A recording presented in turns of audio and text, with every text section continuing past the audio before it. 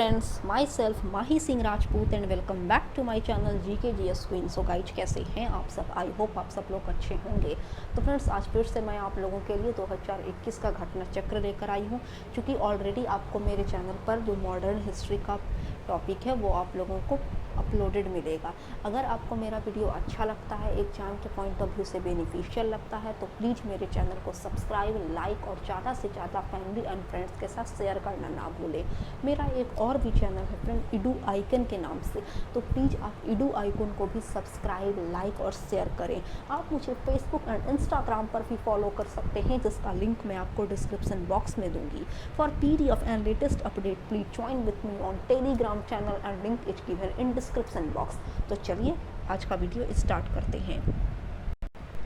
तो आप देख सकते हैं आज का जो हमारा टॉपिक है वो इंडियन नेशनल कांग्रेस यानी भारतीय राष्ट्रीय कांग्रेस से रिलेटेड है। शायद ही कोई ऐसा एग्जाम आज तक बिहार में या फिर किसी भी क्षेत्र में कंडक्ट करवाया गया हो जिसमें इंडियन नेशनल कांग्रेस से क्वेश्चन एराइज नहीं किए गए हैं।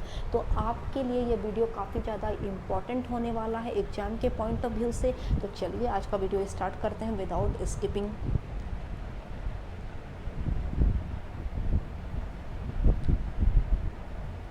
यहाँ पर क्वेश्चन नंबर फर्स्ट है कि भारतीय राष्ट्रीय कांग्रेस की स्थापना की थी। काफ़ी इजी क्वेश्चन है और रिपीटेड क्वेश्चन है, कई एक बार एग्जाम में पूछे गए हैं। तो इसका करेक्ट आंसर A.O. ह्यूम हो जाएंगे। अब जानेंगे कि A.O. ह्यूम थे कौन।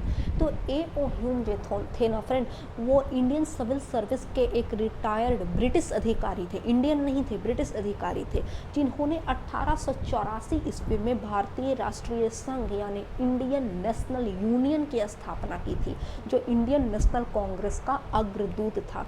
जब ये A.O. ह्यूम कोलकाता, मुंबई तथा मद्रास के दौरा पर जाते हैं, तो वहाँ पर जाकर जब स्थिति देखते हैं तो फाइनली इन्होंने यह निर्णय लिया कि दिसंबर 1885 ईस्वी में भारतीय राष्ट्रीय संघ की एक आयोजन बुलाई जाएगी, सम्मेलन की जाएगी पुणे में ये आयोजन होना था।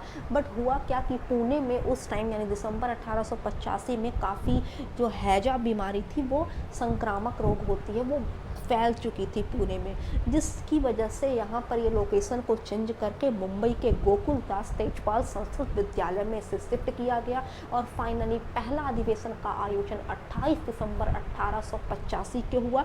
अगर हम लोग बात करेंगे कि इस आयोजन की अध्यक्षता किसने की थी, तो पहले आयोजन के अध्यक्ष थे W.C. बनर्जी यानी व्योमेश चंद्र बनर्जी। यहाँ पर कई एक बार एग्जाम में यह भी क्वेश्चन पूछे गए हैं कि भारतीय राष्ट्रीय कांग्रेस का पुराना नाम क्या था। तो भारतीय राष्ट्रीय कांग्रेस का पुराना नाम था भारतीय राष्ट्रीय संघ। ठीक है, भारतीय राष्ट्रीय कांग्रेस नाम किसने दिया? तो दादा भाई नौरोजी ने दिया, याद रखिएगा।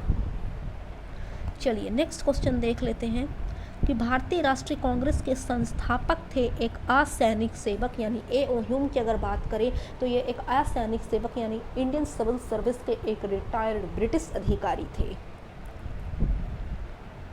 नेक्स्ट है कि भारतीय राष्ट्रीय कांग्रेस के संस्थापक कौन थे। ये रिपीटेड क्वेश्चन है, option B A.O. Hume. Next, भारतीय राष्ट्रीय कांग्रेस की स्थापना कब हुई थी? तो वर्ष 1885 ईस्वी में A.O. ह्यूम के द्वारा हुई थी। कब हुई थी? A.O. ह्यूम के द्वारा। नेक्स्ट है कि भारतीय राष्ट्रीय कांग्रेस के प्रथम अधिवेशन में कितने प्रतिनिधियों ने भाग लिया था? तो प्रथम अधिवेशन में कुल 72 प्रतिनिधि पार्टिसिपेट हुए थे, जिसमें से आउट ऑफ 72 केवल 2 प्रतिनिधि मुस्लिम थे।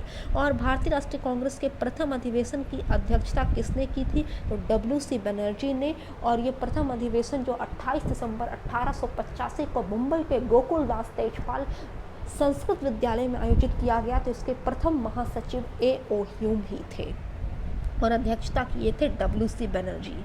नेक्स्ट है कि भारतीय राष्ट्रीय कांग्रेस का प्रथम अधिवेशन कहाँ हुआ था? अभी जस्ट बतला चुकी हूँ कि मुंबई के गोकुलदास तेजपाल संस्कृत विद्यालय में आयोजित हुआ। 28 दिसंबर 1885 को अध्यक्ष बने W.C. बनर्जी यानी व्योमेश चंद्र बनर्जी, और प्रथम महासचिव स्वयं A.O. ह्यूम ही बने। नेक्स्ट है कि भारतीय राष्ट्रीय कांग्रेस के पहले अध्यक्ष कौन थे? W.C. बनर्जी पहले अध्यक्ष थे जो भारतीय राष्ट्रीय कांग्रेस की इन्होंने अध्यक्षता की थी। नेक्स्ट है कि इनमें से किसने भारतीय राष्ट्रीय कांग्रेस के प्रथम वार्षिक अधिवेशन की अध्यक्षता की थी? Option D WC Banerjee.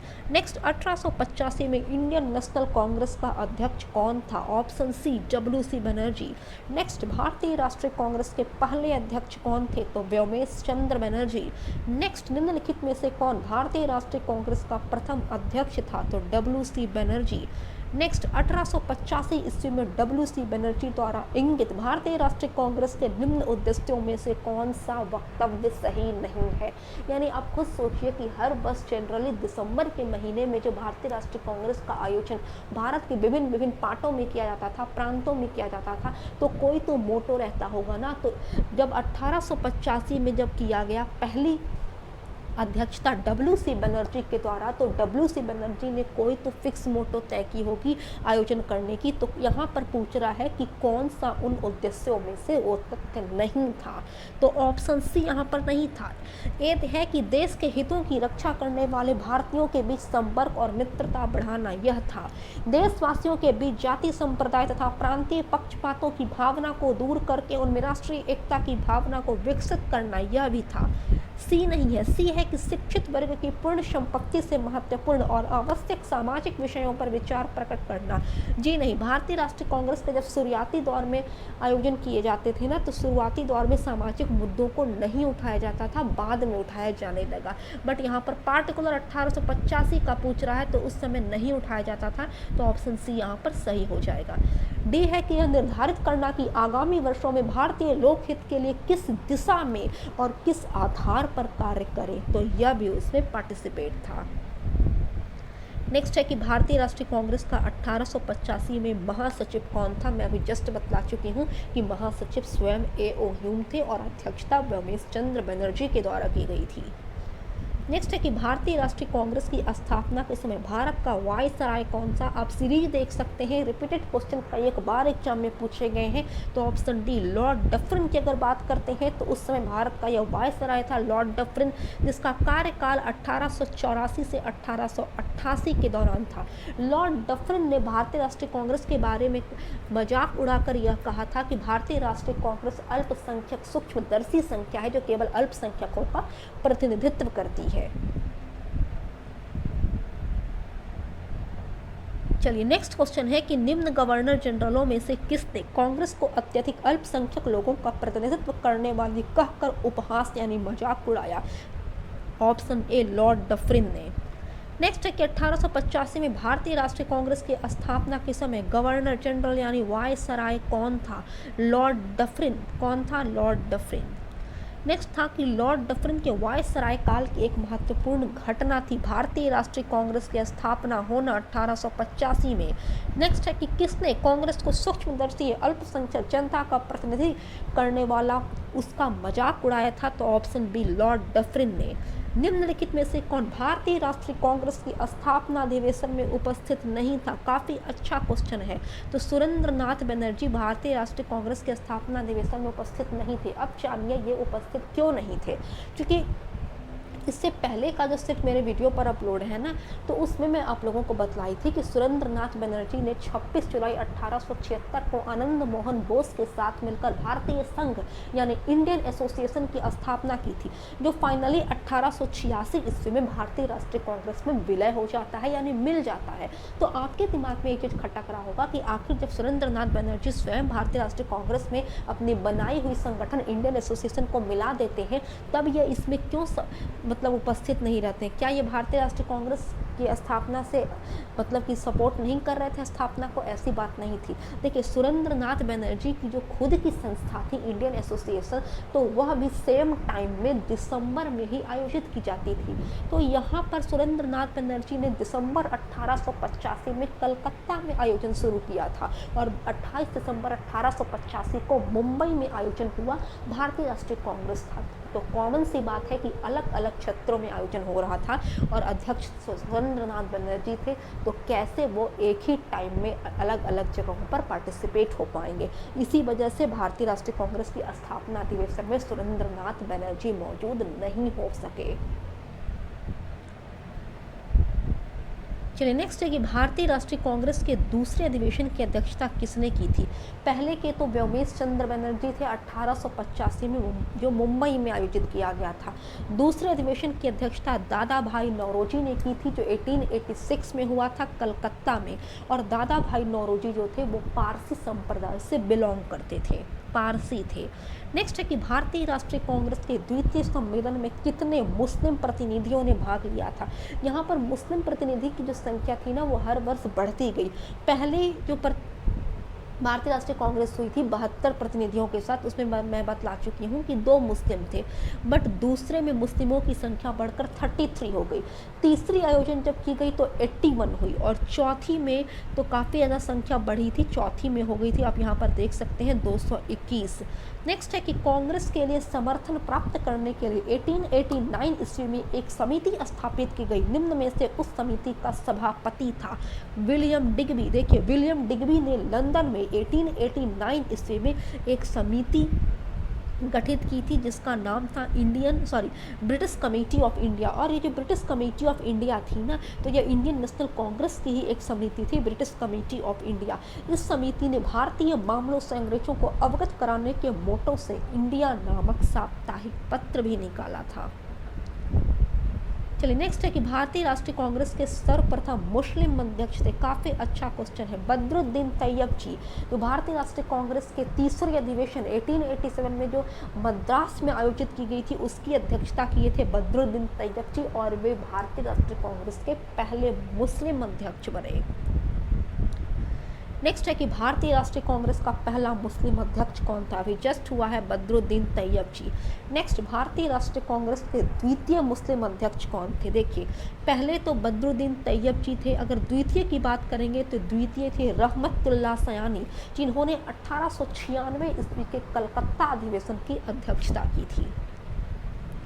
निम्नलिखित कथनों पर विचार कीजिए, उपयुक्त में से कौन से कथन सही है।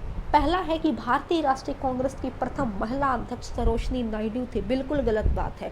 भारतीय राष्ट्रीय कांग्रेस की प्रथम महिला अध्यक्ष एनी बेसेंट थी, जिन्होंने 1917 के कांग्रेस अधिवेशन की अध्यक्षता की थी। हर 8 साल के दौरान पर 3 महिलाओं ने भारतीय राष्ट्रीय कांग्रेस की अध्यक्षता की।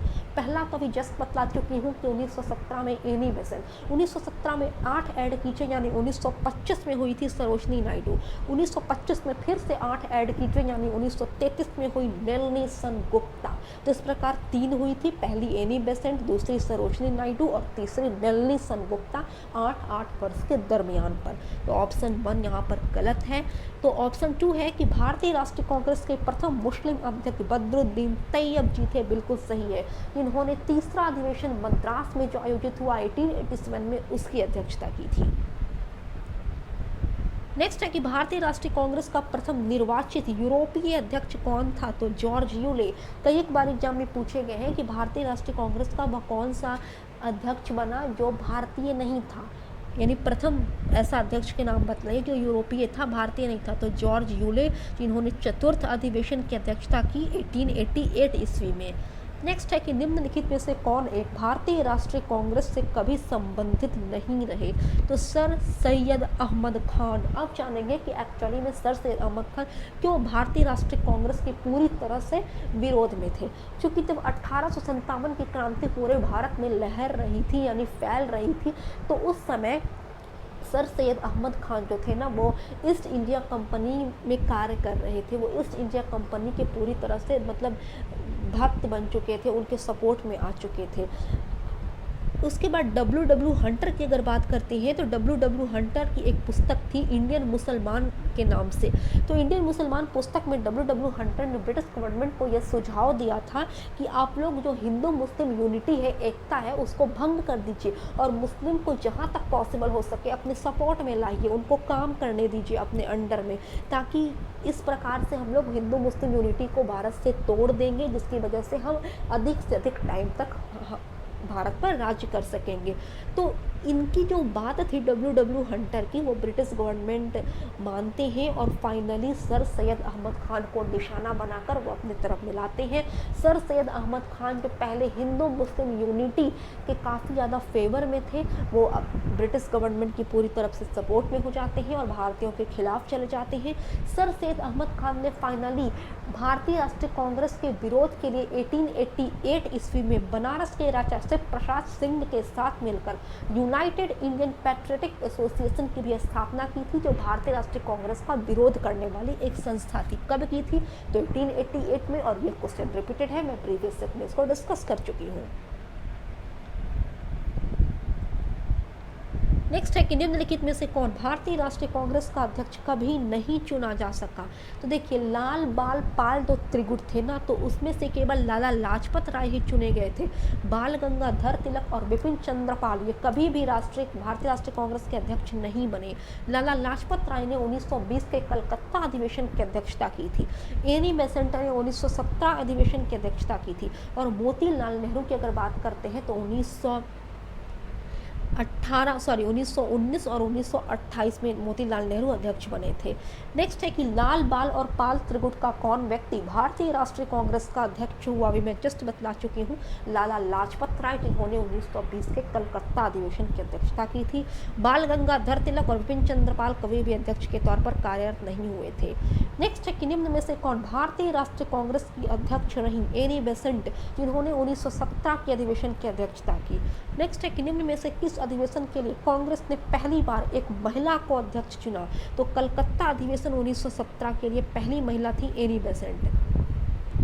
अखिल भारतीय कांग्रेस की प्रथम महिला अध्यक्ष कौन थी? Option see Annie Besant. आप सीरीज देख सकते, कई एक बार ये क्वेश्चन पूछे गए हैं कि एनी बेसेंट कब बनी थी? तो 1917 में। कहाँ यह आयोजन आयोजित किया गया था? तो कलकत्ता में। निम्नलिखित में से कौन भारतीय राष्ट्रीय कांग्रेस की प्रथम महिला अध्यक्ष थी? श्रीमती एनी बेसेंट भारतीय राष्ट्रीय कांग्रेस की प्रथम महिला अध्यक्ष थी। Option D is correct, Annie Besant. भारतीय राष्ट्रीय कांग्रेस की प्रथम महिला अध्यक्ष कौन थी? Option B, Shrimati Annie Besant. तो फ्रेंड्स, आज के लिए बस इतना ही। आगे का जो इसको मैं 2 पार्ट में आपको कैटेगराइज करूंगी, क्योंकि भारतीय राष्ट्रीय कांग्रेस काफ़ी इंपॉर्टेंट टॉपिक है एग्जाम के पॉइंट ऑफ व्यू से। तो यहाँ पर इतना में ये समाप्त नहीं हो रहा है, आधा टॉपिक मैं नेक्स्ट वीडियो में कवर करूँगी, क्योंकि वीडियो काफ़ी ज़्यादा लेंदी ना हो। तो मिलते हैं कल एक नया वीडियो के साथ। अगर आपको मेरा चैनल अच्छा लगता है तो प्लीज़ मेरे चैनल को सब्सक्राइब, लाइक और ज़्यादा से ज़्यादा फैमिली एंड फ्रेंड्स के साथ शेयर करना ना भूलें। तब तक के लिए जय हिंद, जय भारत।